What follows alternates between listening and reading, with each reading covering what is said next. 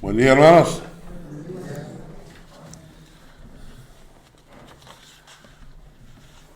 El 28 de diciembre es mi cumpleaños. Cumplo con informarles de antemano, con el tiempo necesario, para cualquier cosa que se les pueda ocurrir. Que nos ocurra algo de comer. ¿Para ti o para la barriga? El día... No es bisiesto, ¿no? No. Estaba pensando cuál era el tema para el día de hoy. Y Hugo, la semana pasada, dio un estudio bíblico sobre María. Genial. Y yo no sé si ustedes recuerdan, pero el año pasado, en el 22, Hugo dio una prédica sobre José, que también estuvo buenísima. Entonces, el año pasado fue José, este año fue María, imagino que el próximo año Hugo predicará de los Reyes Magos. ¿No es cierto? Gracias. Y entonces yo estaba orando diciéndole, Señor, ¿qué es el tema para el día de hoy? Y el tema para el día de hoy es mi cumpleaños. El 28 de diciembre. ¿Por qué? Porque el 28 de diciembre es el Día de los Inocentes. ¿No es cierto? Ahí tienen ustedes la figura. ¿Dónde está? Secretario, rápido, eso. El Día de los Inocentes. Y el Día de los Inocentes acá en Latinoamérica, en Suiza no sé si celebran el Día de los Inocentes, creo que es en abril, no sé. 1 de abril. Para nosotros en Latinoamérica, la mayoría de países es el 28 de diciembre, que es un día para hacer bromas. Y, por ejemplo, ¿no? El otro día estaba leyendo bromas. Cuando llega el 28 de diciembre, el marido no se había enterado que era el 28 de diciembre y se sienta en la sala a leer su periódico, ¿no? Y su esposa le grita desde la cocina, ¿sabes qué? Me voy de la casa, estoy cansada de ti, ya no quiero verte más, me voy a agarrar mis maletas y me voy, ¿no? Y el marido en la sala baja el periódico, sonriendo, ¿no? Y le dice, ¿es verdad? Y de la cocina le contesta, no, es broma, es 28 de diciembre. Y el pobre pues se deprime, ¿no? Entonces, ese tipo de chistes se hacen el 28 de diciembre, ¿no es cierto? A veces hay chistes que son pesados, ¿verdad? Hay gente que hace chistes pesados, ¿no? Conozco una persona que el día 28 de diciembre su suegra lo llamó para saludarlo por su cumpleaños y no es una persona, Y entonces la suegra agarra y le dice, te felicito por tu cumpleaños, ¿cómo estás? Y la persona le contestó, sí, bien acá, regresando del hospital. Y entonces la suegra, ¿por qué? ¿Qué pasó? Y le dije, no, es broma. Pero no le cayó bien a la suegra el chiste. Entonces, el día 28 de diciembre, que se conoce como el Día de los Inocentes, es un día que se hacen bromas. Pero la verdad es que es una figura completamente distinta. El verdadero nombre es Fiesta de los Santos Inocentes. No se trata de hacer inocente a nadie. La verdadera fiesta del 28 de diciembre, el Día de los Santos Inocentes, se celebra 3 días después de la Navidad. Por una razón. Naturalmente esto es pura ficción, no es realidad histórica el hecho de que haya ocurrido el 28 de diciembre. Pero el hecho sí ocurrió y quiero que me acompañen a leer el texto en Mateo capítulo 2. Mateo capítulo 2.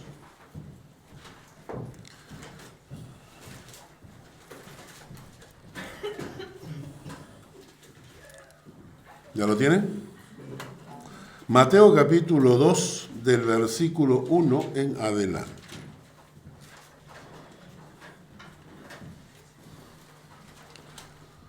Cuando Jesús nació en Belén de Judea, en días del rey Herodes, vinieron del oriente a Jerusalén unos magos diciendo, ¿dónde está el rey de los judíos que ha nacido?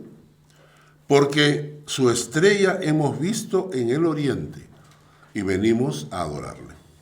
Oyendo esto, el rey Herodes se turbó y toda Jerusalén con él.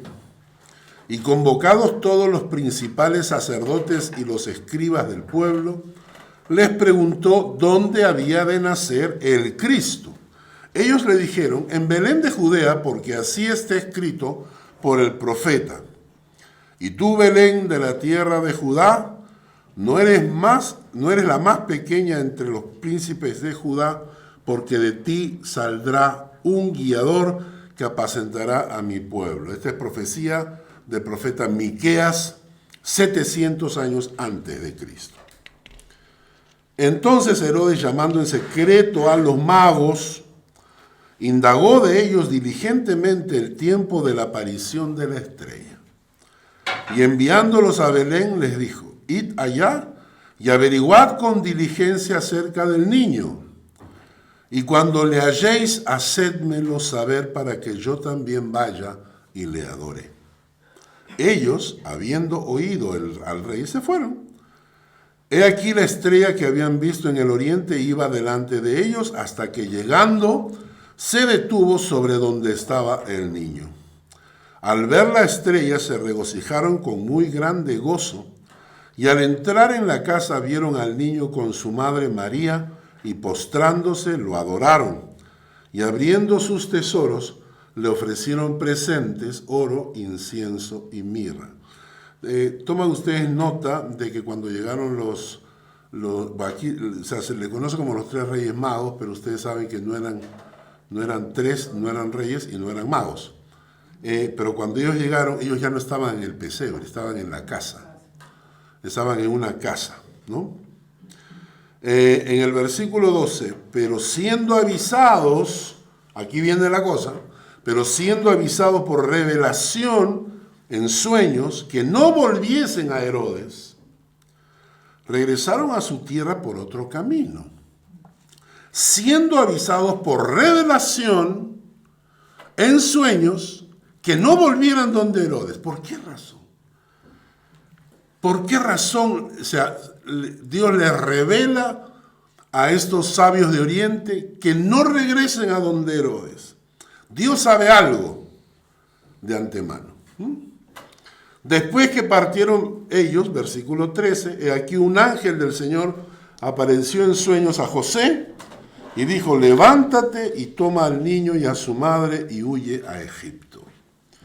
Y permanece allá hasta que yo te diga, porque acontecerá que Herodes buscará al niño para matarlo. Dios, sabiendo lo que Herodes estaba planeando. Y él despertando tomó de noche al niño y a su madre y se fue a Egipto.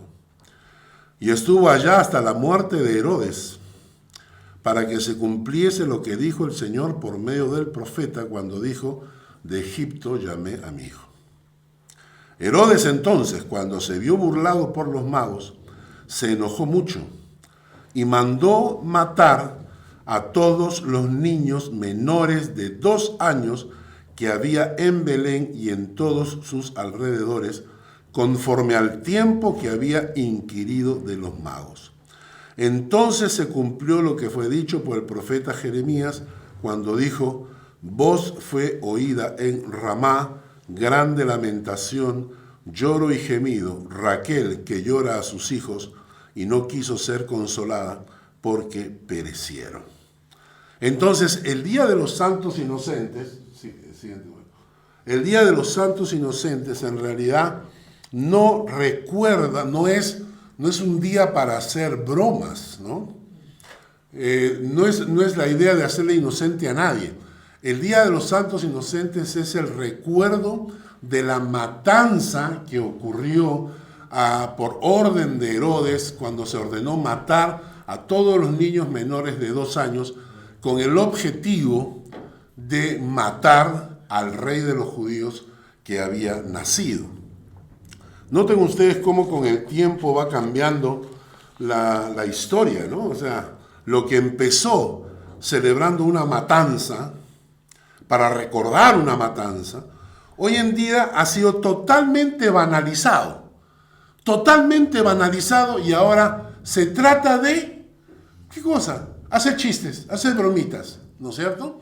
Ese es el objetivo del diablo siempre, banalizar las cosas profundas de la palabra y convertirlas en algo superficial. Si ustedes quieren escuchar prédicas superficiales, hay un montón de iglesias que les van a predicar superficialmente la palabra para que ustedes se sientan contentos y salgan felices.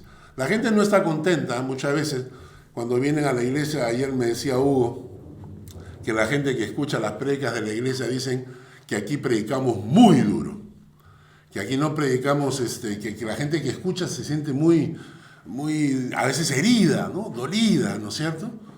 Y yo le dije a Hugo, me halagas, esa es una buena señal, ¿no es cierto? Ahora, lo que debemos entender es que el plan de Satanás fue destruir al Mesías desde un principio. El objetivo de Satanás era utilizar a su instrumento, en este caso Herodes, ¿no?, para destruir al Mesías, para matar al Mesías. ¿Y saben por qué? Y esto es algo muy importante. Hay personas que le han dado a Satanás demasiado lugar, ¿no? Demasiado lugar. Hacen creer como que Satanás se las sabe todas. No se las sabe todas. Punto uno. Satanás no sabe el futuro. Dios sabe el futuro. Lo que Satanás sabe, lo sabe de la Biblia, de las profecías. Eso Satanás sabe. Pero el futuro, como acontecimiento inmediato, no lo sabe. Porque eso solo lo conoce Dios. Porque solo Dios es omnisciente. Solo Dios es omnisciente. ¿No es cierto? Y entonces Satanás planea la muerte del Mesías. Pero, y aquí viene el tema del día de hoy, Satanás se enfrenta a un Dios que es supremo. ¿Qué significa que Dios es supremo? Antes quiero que leamos el versículo 12 de Mateo. Versículo 12. Siendo avisados por revelación en sueños que no volviesen a Herodes, regresaron a su tierra por otro camino. Herodes no ha dado la orden todavía, pero Dios ya la sabe. Y el plan de Dios está dado. Y nadie se puede oponer al plan de Dios. Y Dios luego le dice a José, versículo 13, y después que partieron ellos, he aquí un ángel del Señor apareció en sueños a José. Y le dijo, levántate y toma al niño a su madre y huye a Egipto. Y permanece allá hasta que yo te diga, porque acontecerá que Herodes buscará al niño para matarlo. Antes que Herodes diera la orden, Dios ya conocía el plan. Y Dios está protegiendo al Mesías. Y aquí la frase importante es esta. No importa lo que el diablo quiera hacer. No importa lo que el diablo pueda hacer. El diablo no puede oponerse a los planes de Dios. Y esto es un tema interesante porque muchos de nosotros hemos escuchado, muchas veces hemos escuchado prédicas completas sobre la soberanía de Dios. Pero casi nunca hemos escuchado una prédica sobre la supremacía de Dios. ¿Ok? La soberanía de Dios tiene que ver con su capacidad para hacer lo que Él quiere, cuando Él quiere y donde Él quiere. Eso es soberanía de Dios. Y Dios tiene el poder, porque es todopoderoso, para hacer lo que Él quiere, cuando Él quiere y donde Él quiere. Y la supremacía de Dios es otra cosa. La supremacía de Dios es que no hay Dios como Él. No hay nadie a su lado que pueda oponerse a los planes de Dios. ¿Y saben por qué? Porque si el diablo pudiese oponerse a los planes de Dios, sería Dios. Si el diablo tuviese el poder para bloquear los planes de Dios, sería Dios. Y es el tema de la supremacía. Hay una canción, hoy en la mañana ayer estaba en el auto escuchando la canción. Me encantó la canción porque también se le puede hacer un coro de 2 voces precioso. Pero hoy día en la mañana me levanté y solamente escuchando esa canción tuve mi tiempo de alabanza. Y quiero que la escuchen. Maestro, ¿no? La doctrina de la supremacía, escuchen bien, la doctrina de la supremacía destruye ese falso y erróneo concepto que existe en el mundo, que existe el yin y el yang. Que la gente cree que existe la fuerza del bien y la fuerza del mal que están oponiéndose todo el tiempo. No es así. La supremacía de Dios significa que solo hay un Dios y no hay Dios como Él. Y que Dios está encima de todos. Él es Rey de reyes y Dios de dioses. Y el diablo y su maldad es simplemente un ángel caído al mismo nivel que Gabriel, que Miguel, y ya está. El diablo no tiene el poder para impedir el plan de Dios. ¿Saben cuándo Dios le permite? Dios le permite al diablo oponerse cuando quiere usarlo de tonto útil. El diablo no es más que un tonto útil en las manos de Dios. ¿Y por qué Dios le permite al diablo oponerse? Porque Dios tiene un plan mayor para nosotros. ¿Entienden eso? Entonces, cuando Dios dice, cuando Dios ha determinado que las cosas ocurran, estas van a ocurrir. Y si en el camino aparece oposición, no es el diablo en su poder que está haciendo maldades. No, es Dios que está utilizando a su tonto útil porque tiene un plan para tu vida.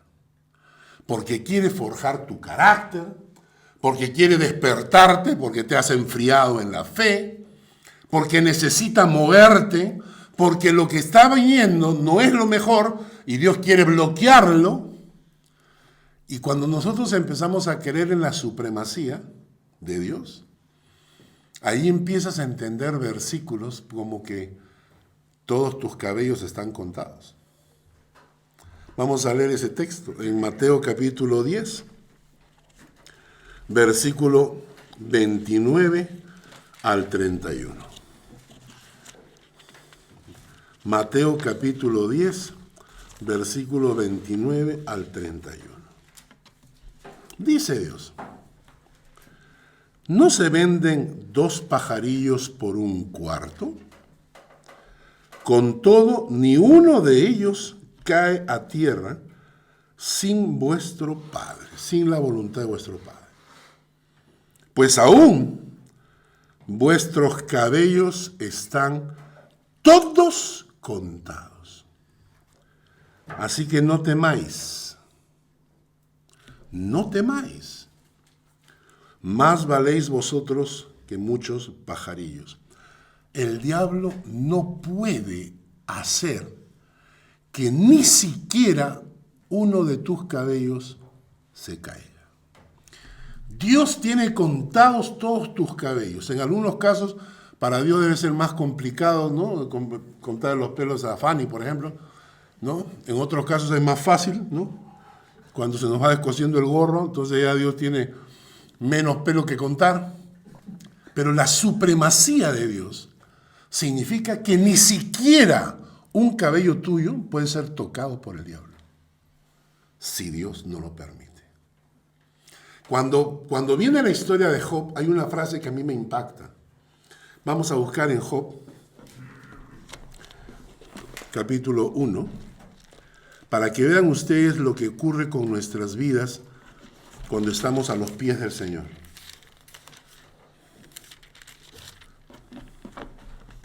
¿No? Capítulo 1, versículo 9.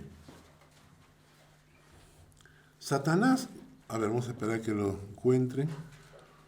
¿Ya lo tienen todos? Capítulo 1, versículo 9. Satanás le responde a Dios, porque Dios en realidad tiene a Job, que es un hombre temeroso de Dios, perfecto, recto, apartado del mal. Dios quiere bendecir a Job más allá todavía. Dios quiere bendecir a Dios 7 veces más de lo que tiene ahora. Imaginen eso, el plan de Dios. Dios quiere bendecir a Job 7 veces más de lo que tiene ahora. Pero antes de poder bendecirlo 7 veces más, el carácter de Job tiene que ser puesto a prueba. ¿Por qué? Porque Dios nos purifica antes de bendecirnos. Y entonces, cuando Dios agarra en el versículo 8, y Jehová dijo a Satanás, ¿no has considerado a mi siervo Job? Que no hay otro como él en la tierra, varón recto, perfecto, recto, temeroso de Dios y apartado del mal. Lo que está haciendo Dios es un poco hincarlo pues al diablo, ¿no? Hincarlo ahí. Oye, ¿has visto a mi siervo Job? No hay nadie como él. Pero miren la respuesta del diablo.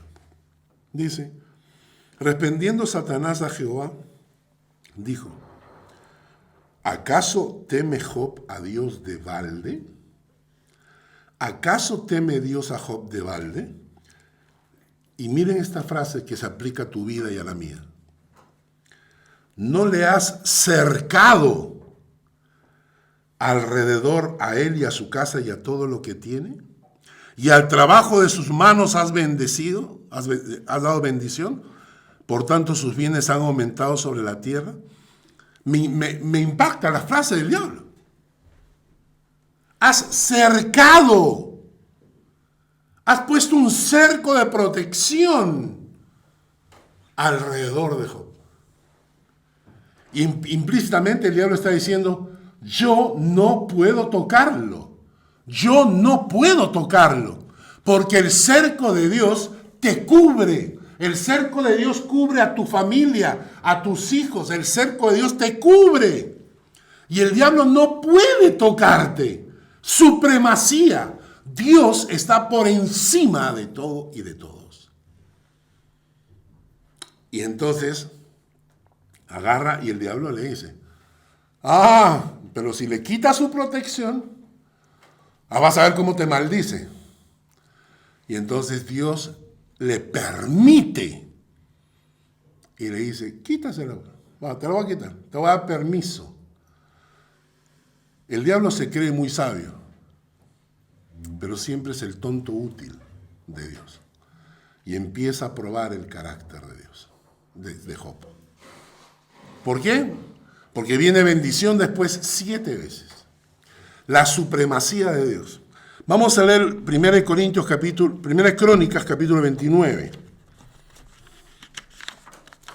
1 Crónicas, capítulo 29.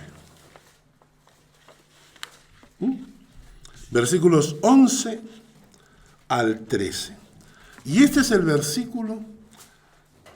Sería bueno que lo apuntes, que lo marques en tu Biblia, que lo pintes con un resaltador, que lo imprimas en tu computadora, que lo pegues frente a tu monitor, o en tu casa, o en tu refrigeradora, para que siempre recuerdes este término, la supremacía de Dios. Dice, tuya es, oh Jehová, versículo 11, tuya es, oh Jehová, la magnificencia, el poder, la gloria, la victoria y el honor.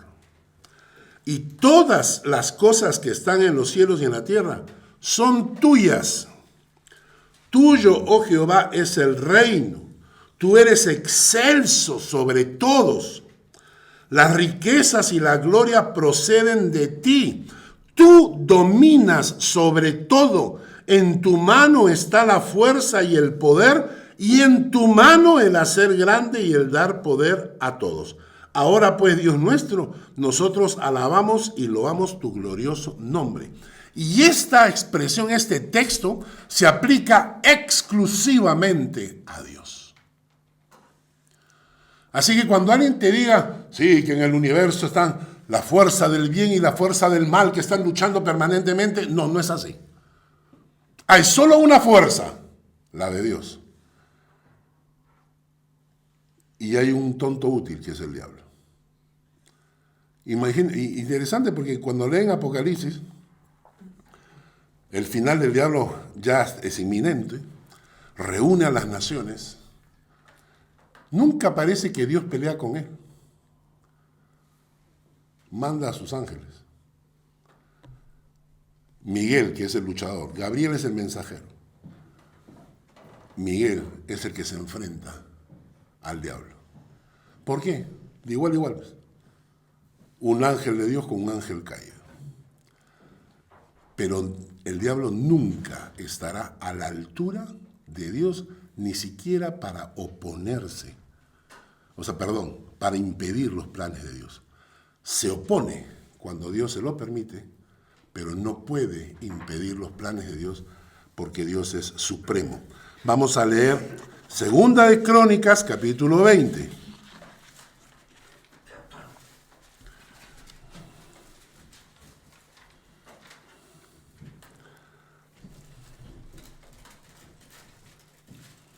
Segunda de Crónicas, capítulo 20, versículo 6. Dice, y dijo Jehová, Dios de nuestros padres, ¿no eres tú Dios en los cielos y tienes dominio sobre todos los reinos de las naciones? ¿No está en tu mano tal fuerza y poder que no hay quien te resista? ¿No hay quien te resista? Un escritor dijo, un Dios cuya voluntad pueda ser resistida, sus designios puedan ser frustrados y sus propósitos puedan ser derrotados, no tiene el derecho de llamarse Dios. Dios sería aquel que puede impedir lo que Él está haciendo. Interesante, ¿no? Un Dios que el diablo pudiese impedir o resistir sus designios, su voluntad. Entonces Dios sería el diablo. Porque tiene más poder que Dios. Y la palabra dice que no. Que los planes de Dios no pueden ser resistidos por el diablo. Sí, el diablo es utilizado por Dios para probar tu carácter. Pero sus designios hacia ti, dice la palabra, que son buenos. Que los designios de Dios para nosotros siempre son buenos. El versículo que más le gusta a mi esposa, a los que aman a Dios, todas las cosas les ayudan a bien.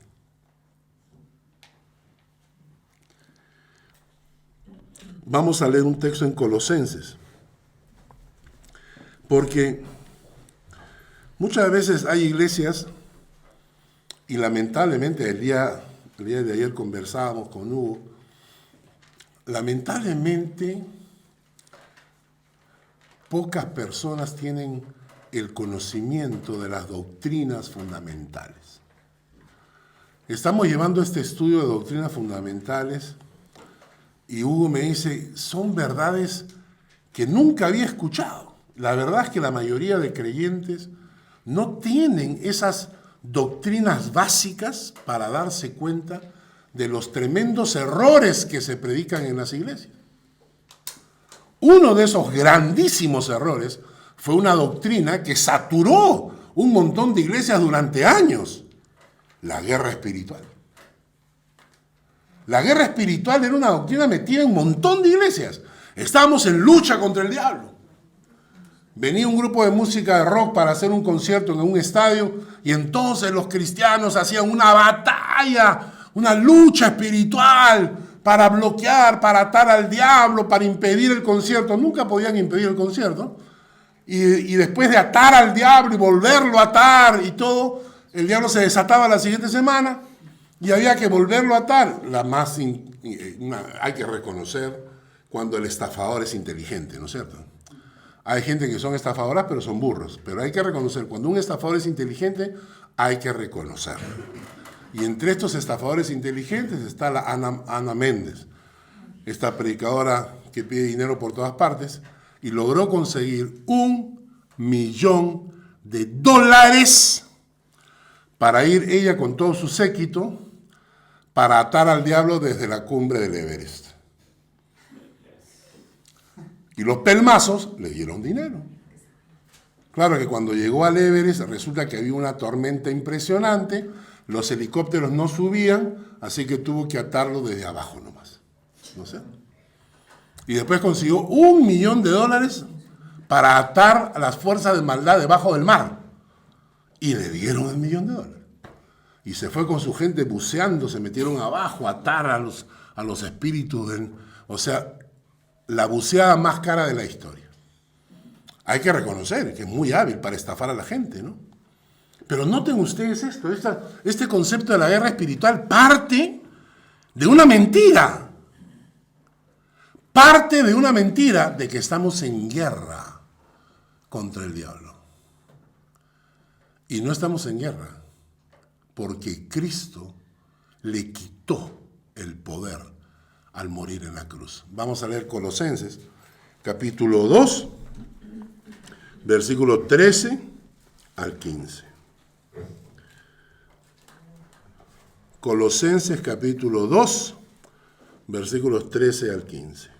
Y a vosotros, estando muertos en pecados y en la incircuncisión de vuestra carne, os dio vida. A vosotros que estaban muertos, les dio vida juntamente con él.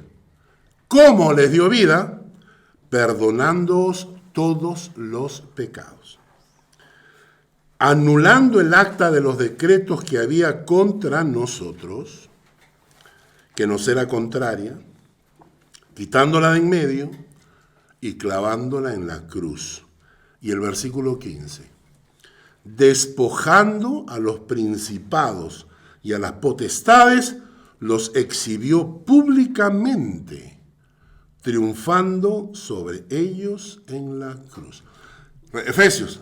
Tenemos una guerra contra las huestes espirituales, los principados, las potestades, ¿no es cierto? Y de ese versículo se agarran para decir que hay una guerra espiritual. Sí, pero este texto dice que despojó a los principados y potestades y los exhibió públicamente, triunfando sobre ellos en la cruz.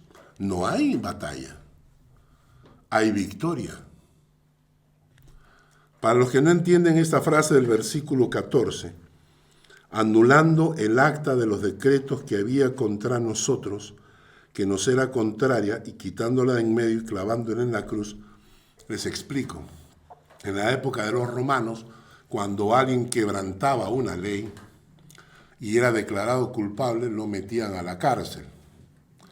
En la puerta de su celda clavaban un papel que aquí le llaman el acta de los decretos. ¿Qué cosa era el acta de los decretos?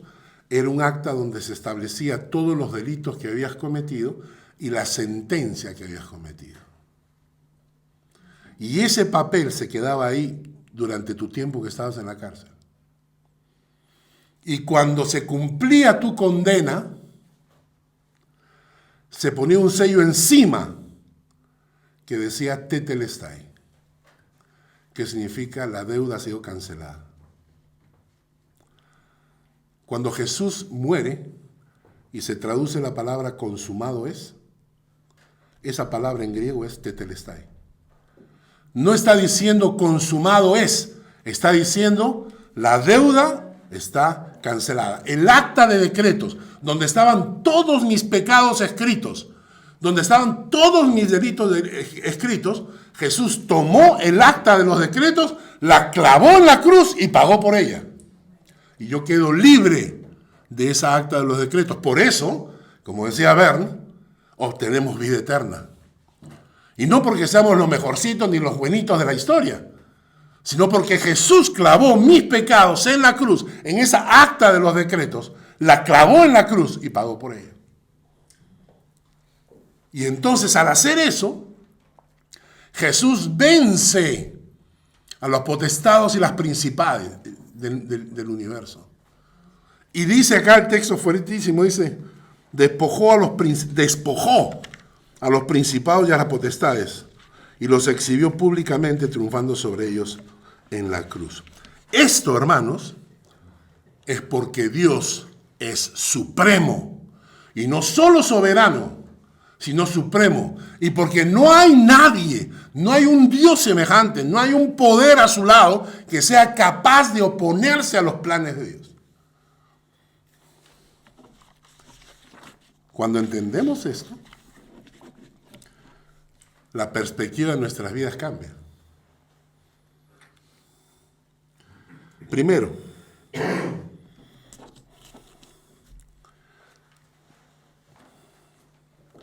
no existen en el universo dos fuerzas en pugna. No. El diablo fue destruido, vencido y despojado. El diablo no tiene poder sobre nosotros. El diablo no es más que un ángel caído. Solo hay un Dios supremo y único. Y yo quiero estar en las manos de ese Dios supremo. En Eclesiastés capítulo 9, versículo 1. Eclesiastés capítulo 9, versículo 1.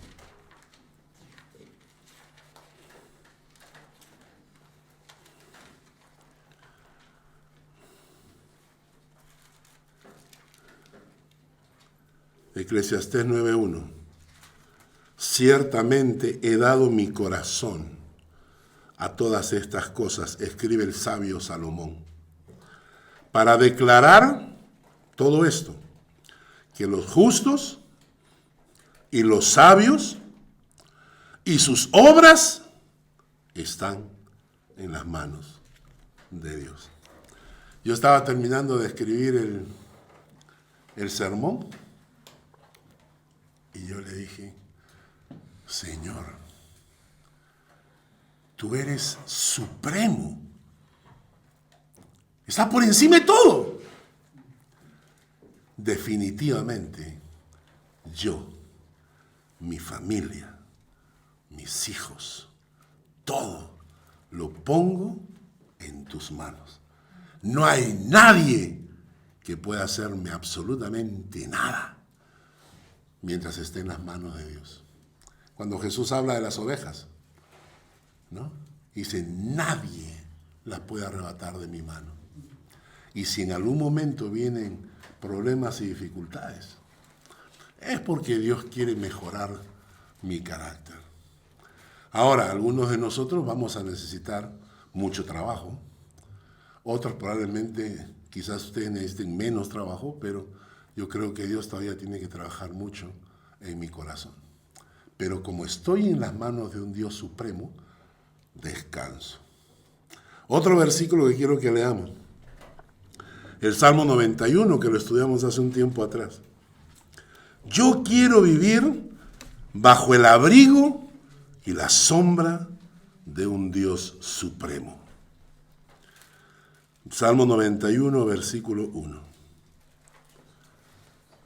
El que habita al abrigo del Altísimo morará bajo la sombra del Omnipotente. Diré yo a Jehová, esperanza mía, castillo mío, mi Dios en quien confiaré. Él te librará de la mano del lazo del cazador y de la peste destructora. Con sus plumas te cubrirá y debajo de sus alas estarás seguro. escudo y adarga es su verdad. Y cuando predicamos sobre el Salmo 91 dijimos, el que mora, el que habita al abrigo del Altísimo, entonces tiene la sombra del Omnipotente.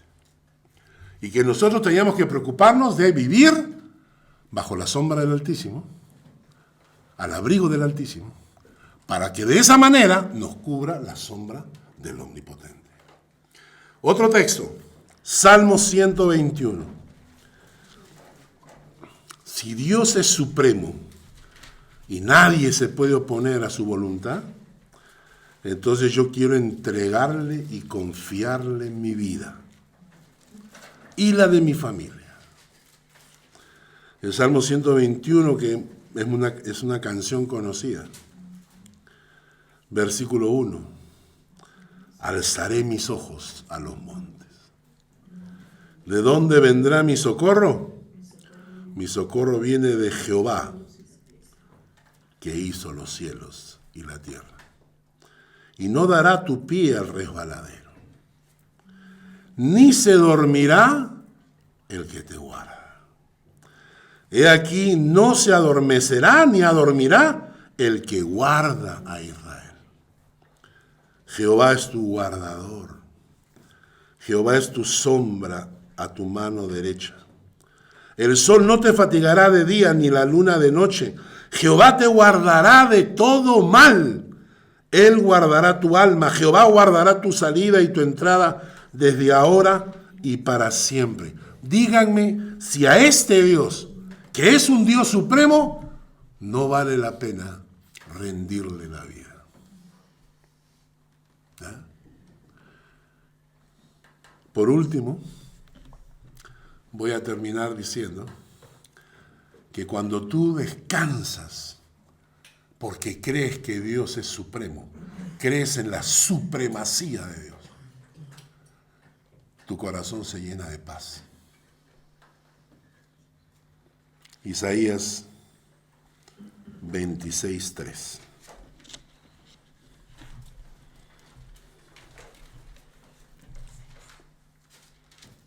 Isaías 26:3.